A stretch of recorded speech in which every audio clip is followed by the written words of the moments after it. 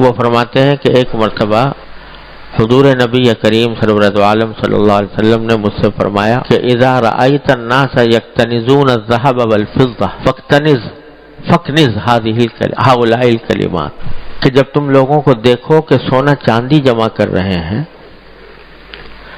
یعنی اسی فکر میں لگے ہوئے ہیں کہ زیادہ سے زیادہ سونا ملے، زیادہ سے زیادہ چاندی ملے، دولت زیادہ ہو جائے، جب تم لوگوں کو اس حالت میں دیکھو تو تم سونا چاندی جمع کرنے کے بجائے ان کلمات کو جمع کرو جو میں تمہیں سکھا رہا ہوں۔ لوگ تو سونا چاندی جمع کر رہے ہوں گے، اسی فکر میں لگے ہوں گے اور اسی پر فخر کر رہے ہوں گے کہ ہمارے پاس اتنا سونا ہو گیا، اتنا چاندی ہو گئی، لیکن تم اس حالت میں بجائے سونا چاندی کی طرف رغبت کرنے کے، یہ کلمات میں تمہیں کچھ سکھا رہا ہوں، ان کو یہ سمجھو کہ ان کا خزانہ اکٹھا کرو، یہ خزانہ ہے جو تمہیں دے رہا ہوں۔ کچھ کلمات سکھائے، دعا کے کلمات، اور ان کے بارے میں فرمایا کہ یہ خزانہ ہے جو تمہیں دے رہا ہوں، اس کو جمع کرو۔ اب آپ اندازہ لگائیے کہ جس چیز کو حضور نبی کریم سرورت عالم صلی اللہ علیہ وسلم خزانہ قرار دے رہے ہیں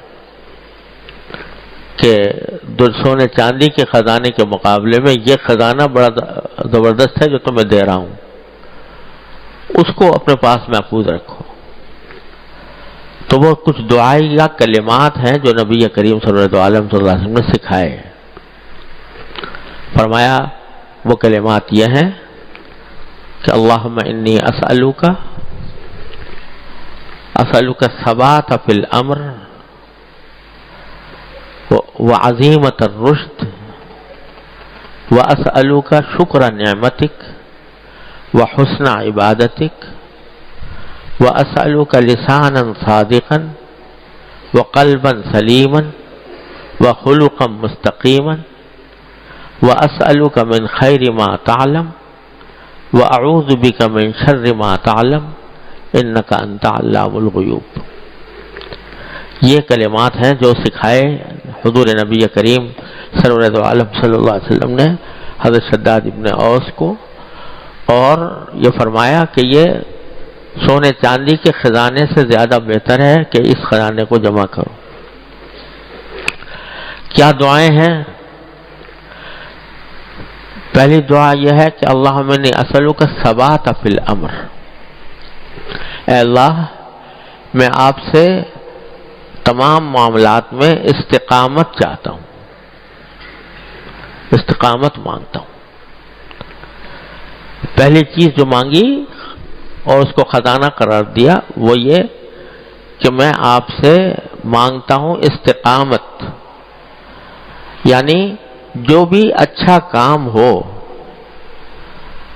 جو بھی اچھی چیز ہو، جو بھی اچھا کام ہو، اس میں مجھے استقامت عطا فرما دیجئے کہ میں اس کو پابندی کے ساتھ ادا کروں اور کسی کے ڈرائے میں نہ آؤں، کسی کے دھمکائے میں نہ آؤں، کسی کے ہنسی مذاق اڑانے کی پرواہ نہ کروں اور وہ کام کرتا رہوں۔ یہ معنی ثبات فی الامر کے۔ بعض اوقات کسی کام کا شروع کرنا مشکل نہیں ہوتا، آدمی کسی جذبے میں آ کر کوئی کام شروع کر دیتا ہے، لیکن اس کام پر استقامت رکھنا کہ بس پھر پابندی سے کرے وہ آدمی، یہ مشکل ہوتا ہے۔ اس کی توفیق اللہ تعالیٰ سے مانگنی چاہیے، اے اللہ ہمیں استقامت کی توفیق عطا فرما۔ بہت سے لوگ ہوتے ہیں کہ کسی وقت جوش میں آ کر، جذبے میں آ کر کوئی اچھا کام شروع کر دیا، لیکن بعد میں کسی نے مذاق اڑا دیا، کسی نے کوئی ڈرا دھمکا دیا، کسی نے کوئی جملہ فقرہ چست کر دیا، اس میں جا کر پھر پھسل گئے، یا اور کسی کی کہنے میں نہیں، خود اپنے نفس اور شیطان کے بہکاوے میں شروع تو کر دیا، لیکن نفس نے بہکایا کہ بھئی یہ کون سا فرض ہے، واجب ہے، چلو نہیں کیا تو نہیں کیا، اس کے نتیجے میں آدمی جو ہے وہ پھسل جاتا ہے اور استقامت سے دور چلا جاتا ہے۔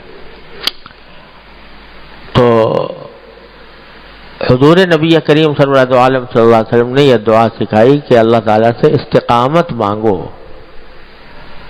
کیونکہ تھوڑا عمل ہو لیکن استقامت کے ساتھ ہو تو وہ اللہ تبارک و تعالیٰ کے ہاں بڑا اس کی بڑی قدر ہے اور وہ انسان کے لیے بڑا مفید ہوتا ہے۔ اور ایک مرتبہ میں زیادہ کر لیا اور دوسری مرتبہ میں چھوڑ دیا تو اس سے کچھ فائدہ نہیں ہوتا۔ فرمایا کہ خیر العمل ما دیم علیہ وان قل، سب سے عمل اچھا وہ ہے جس پر استقامت ہو، مداومت ہو، چاہے وہ تھوڑا ہی کیوں نہ ہو۔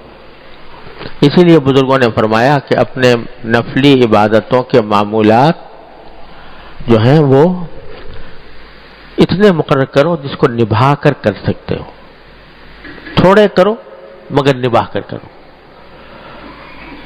اور بزرگوں نے اس کی مثال یہ دی ہے کہ فرض کرو ایک نل ہے، اس میں سے پانی گر رہا ہے، اگر ایک ایک قطرہ بھی گر رہا ہو نل سے پانی اور نیچے پتھر رکھا ہو تو ایک مدت کے بعد اس پتھر کے اندر سوراخ کر دے گا وہ، حالانکہ چھوٹا سا قطرہ ہے لیکن مستقل گر رہا ہے، مستقل گر رہا ہے، گر رہا ہے، گر رہا ہے، گرتا جا رہا ہے، تو وہ پتھر میں سوراخ کر دے گا۔ اور بہت تیز پریشر سے آپ نے پانی کھولا، اس طرح جتنا اس قطرے سے ہزاروں گنا زیادہ پانی بہا دیا، لیکن پتھر پر کچھ اثر نہیں ہوگا۔ تھوڑا ہو، پابندی سے ہو، تو اللہ تبارک و تعالی نے اس میں بڑی برکت رکھی ہے، اس کا بڑا فائدہ ہوتا ہے۔ تو پہلی چیز جو نبی کریم صلی اللہ علیہ وسلم نے جس کی دعا مانگی اور مانگنے کو خزانہ قرار دیا وہ ہے کہ اللہ تعالیٰ سے استقامت مانگو۔ اللہم انی اسألک الثبات فی الامر وعزیمت الرشد۔ دوسری چیز جو خزانے کے طور پر مانگنے کے آپ نے فرمایا وہ یہ کہ رشد یعنی ہدایت کا کام، اچھا کام، نیک کام، اس کا عزم میرے دل میں پیدا فرما دیجیے۔ یعنی بسا اوقات انسان کسی کام کو اچھا سمجھتا تو ہے کہ یہ کام اچھا ہے، نیک ہے، ثواب کا ہے، اللہ تعالیٰ کے یہاں اس کا اجر ہے، لیکن ہمت نہیں ہوتی، اس لیے عزم نہیں کر پاتا۔ پکا عزم کہ میں ضرور کروں گا، یہ عزم نہیں ہوتا۔ تو یہ بھی اللہ تعالیٰ سے مانگنے کی چیز ہے کہ اللہ تبارک و تعالیٰ ہی سے مانگے کہ اللہ جو ہدایت کے کام ہیں ان کے اندر میرا عزم پختہ کر دیجئے، میں پکے عزم کے ساتھ، پکے ارادے کے ساتھ وہ کام کروں۔ یہ جو ہوتا ہے نا کہ باوجود اس کے کہ آدمی جانتا ہے کہ یہ کام اچھا ہے، نیک کام ہے، اللہ تعالیٰ کے یہاں پسندیدہ ہے، اجر و ثواب کا سبب ہے، مگر ہمت نہیں ہو رہی کرنے کی۔ جانتا ہوں ثبات طاعت و زہد، غالب کہتا ہے جانتا ہوں ثبات طاعت و زہد یا ثواب طاعت و زہد، پر طبیعت ادھر نہیں جاتی، اللہ بچائے، طبیعت نہیں جاتی۔ جانتا ہوں کہ اس کا ثواب ملے گا، جانتا ہوں کہ اس میں خیر ہے، بھلائی ہے، مگر طبیعت نہیں جاتی۔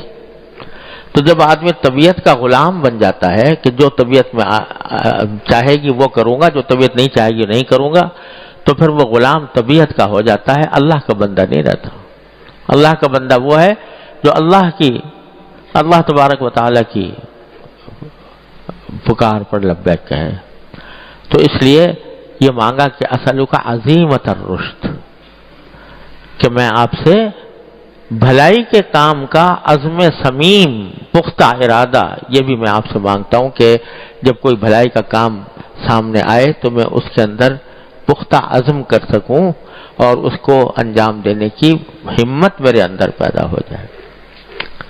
تو پہلی چیز مانگی الثبات فی الامر، استقامت معاملے میں، اور دوسرے ہدایت کے کام کا صحیح عزم مجھے عطا فرما دیجیے۔ پھر تیسری چیز فرمائی وشکر نعمتک، اے اللہ میں آپ سے مانگتا ہوں، آپ کی نعمتوں پر شکر کی توفیق مانگتا ہوں۔ یہ بھی عجیب بات فرمائی، اللہ تعالیٰ کی نعمتوں پر شکر ادا کرنے کی توفیق مانگی، کیونکہ انسان ایسا ناشکرا ہے کہ ہزار نعمتوں میں پل رہا ہو، نعمتیں اس کے اوپر چاروں طرف سے برس رہی ہوں، تو بسا اوقات نعمتوں کی طرف تو دھیان جاتا نہیں، اور ذرا سی کوئی تکلیف آ گئی، ذرا سی طبیعت کے خلاف کوئی بات ہو گئی، اس کا دکھڑا لے کر بیٹھ جاتا ہے۔ یہ ناشکری کی طبیعت۔ تو یہ بھی اللہ تعالیٰ کی توفیق سے ہوتا ہے کہ آدمی اللہ تعالیٰ کی نعمتوں پر شکر ادا کرے۔ ناشکری شیطان جو ہے وہ لے جاتا ہے انسان کو ناشکرا بننے کی طرف۔ اس کی نگاہ ہمیشہ غلط اور ناگوار چیزوں کی طرف رہتی ہے، بری چیزوں کی طرف، میرے ساتھ یہ ہو گیا، میرے ساتھ یہ ہو گیا، میرے ساتھ یہ ہو گیا۔ اور جو اللہ تبارک و تعالیٰ کی نعمتیں برس رہی ہیں چاروں طرف سے، اس کی طرف دھیان نہیں جاتا۔ تو یہ اللہ تعالیٰ کی توفیق ہی ہوتی ہے کہ بندہ شکر گزار بنے، ورنہ انسان کی اپنے نفس جو ہے نا وہ انسان کو ناشکری کی طرف لے جاتا ہے۔ چنانچہ قرآن کریم نے فرمایا وَقَلِيلٌ مِّنْ عِبَادِيَ الشَّكُورُ، حضرت داؤد علیہ السلام کو اللہ تعالیٰ نے ساری سلطنتیں، بڑی زبردست سلطنت عطا فرمائی تھی، ساری دنیا کی نعمتوں سے نوازا تھا، اور پھر فرمایا اعملوا آل داؤد شکرا، کہ اے آل داؤد شکر کی محنت کرو۔ وَقَلِيلٌ مِّنْ عِبَادِيَ الشَّكُورُ، اور میرے بندوں میں شکر گزار بندے بہت کم ہیں۔ اللہ تعالیٰ شکایت فرما رہے ہیں میں کہ میرے بندوں پر اتنی نعمتیں نازل کرتا ہوں، سر سے لے کر پاؤں تک نعمتوں میں ڈوبے ہوئے ہوتے ہیں، میں نے ان کو بینائی ان کو دی، میں نے سماعت ان کو دی، بولنے کی طاقت ان کو دی، ان کو طاقت ان کو عطا فرمائی، رزق ان کو عطا فرمایا، زندگی ان کو عطا فرمائی، مگر نعمتوں کی طرف تو دھیان نہیں کرتے، اور ذرا سی تکلیف آ جاتی ہے تو اس کو لے کے بیٹھ جاتے ہیں۔ قلیل من عبادی الشکور، میرے بندوں میں بہت کم ہے شکر گزار۔ تو اسی لیے یہ توفیق بھی اللہ تعالیٰ کی طرف سے ملتی ہے کہ بندہ شکر گزار بنے۔ اسی لیے حضرت سلیمان علیہ السلام اتنے بڑے بادشاہ، ساری دنیا پر حکومت، پرندوں پر، جانوروں پر، ہواؤں پر حکومت، اور یہ کیا دعا مانگ رہے ہیں؟ ربی اوزعنی ان اشکر نعمتک التی انعمت علی، ربی اوزعنی ان اشکر نعمتک التی انعمت علی، اے پروردگار مجھے توفیق دیجئے کہ میں آپ کی نعمتوں کا شکر ادا کر سکوں جو آپ نے مجھ پر کی ہیں اور میرے والدین پر کی۔ تو وہ بھی توفیق کس سے مانگ رہے ہیں؟ اللہ تبارک و تعالیٰ۔ تو شکر گزار بننا بھی اسی وقت ہوتا ہے جب بندے کو توفیق ملے، اور توفیق ملتی ہے اس کو جو مانگتا ہے توفیق۔ اس لیے آپ نے فرمایا مانگو اللہ تعالیٰ سے، اے اللہ اپنے فضل و کرم سے ہمیں اپنا شکر گزار بنا لیجیے۔ شکر نعمت، جب شکر گزار بن جاتا ہے بندہ تو پھر اس کا حال یہ ہوتا ہے کہ ہر وقت اس کے دل و دماغ میں اللہ تعالیٰ کی نعمتوں کا تصور رہتا ہے کہ اس نے مجھے کس طرح نوازا ہوا ہے۔ اگر کوئی چھوٹی موٹی تکلیف آتی بھی ہے تو اس چھوٹی موٹی تکلیف کے مقابلے میں وہ نعمتوں کے شکر کی طرف زیادہ متوجہ ہوتا ہے۔ 3 چیزیں ہو گئی، استقامت اور نیک کام کے اوپر عزم اور ہمت، تیسرے اللہ تعالیٰ کی نعمتوں کا شکر، وحسن عبادتک، اور اللہ میں آپ سے آپ کی عبادت اچھی طرح کرنے کی توفیق مانگتا ہوں۔ عبادت ہی نہیں، عبادت کے حسن کی توفیق، یعنی اچھی طرح عبادت کرنے کی توفیق۔ عبادت تو بس اوقات آدمی کر لیتا ہے، لیکن ایسی عبادت کہ جو اچھی کہلائے وہ ہوتی ہے جو سنت کے مطابق ہو۔ سنت کے مطابق عبادت کی توفیق یہ بھی اللہ تبارک و تعالی۔ نماز پڑھ لی لیکن الٹی سیدھی پڑھی، سنت کے مطابق نہیں پڑھی، تو عبادت تو ہوئی لیکن حسن عبادت نہ ہوا۔ تو اے اللہ میں آپ سے آپ کی عبادت کا اچھی طرح انجام دینے کی توفیق مانگتا ہوں، حسن عبادتک، یہ بھی اللہ تعالیٰ سے مانگ۔ پھر فرمایا وَلِسَانًا صَادِقًا، اور اے اللہ میں آپ سے سچی زبان مانگتا ہوں۔ سچی زبان، سچی زبان کے کیا معنی؟ سچی زبان کے اندر یہ بات تو خیر داخل ہے ہی کہ آدمی جھوٹ نہ بولے، ہمیشہ سچ بولے، لیکن صدق جو ہے یہ در حقیقت قرآن کریم کی اور شریعت کی ایک اصطلاح ہے۔ صدق یہ ایک اصطلاح ہے، یعنی کسی بھی کام کو اس کے صحیح طریقے سے انجام دینا، یہ صدق ہے۔ دو چیزیں ہیں جو اللہ تبارک و تعالیٰ سے اللہ تعالیٰ ان سب کی توفیق عطا فرمائے، عبادات میں اور اللہ تعالیٰ کی طاعت میں ایک صدق چاہیے، ایک اخلاص چاہیے۔ ایک صدق یہ ہے کہ جس طرح وہ کام کرنا چاہیے اس طرح کیا جائے، اور اخلاص یہ ہے کہ وہ خالص اللہ کے لیے کیا جائے۔ فرض کرو نماز ہم پڑھ رہے ہیں، تو نماز کو اگر سنت کے مطابق اسی طرح ادا کیا جائے جیسے ادا کرنا چاہیے، یہ صدق ہے۔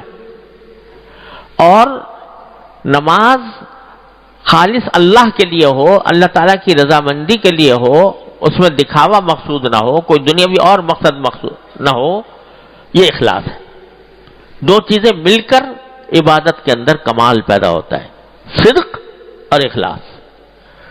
اب دیکھو جیسے بہت سے حضرات بدعات کا ارتکاب کرتے ہیں، بدعتیں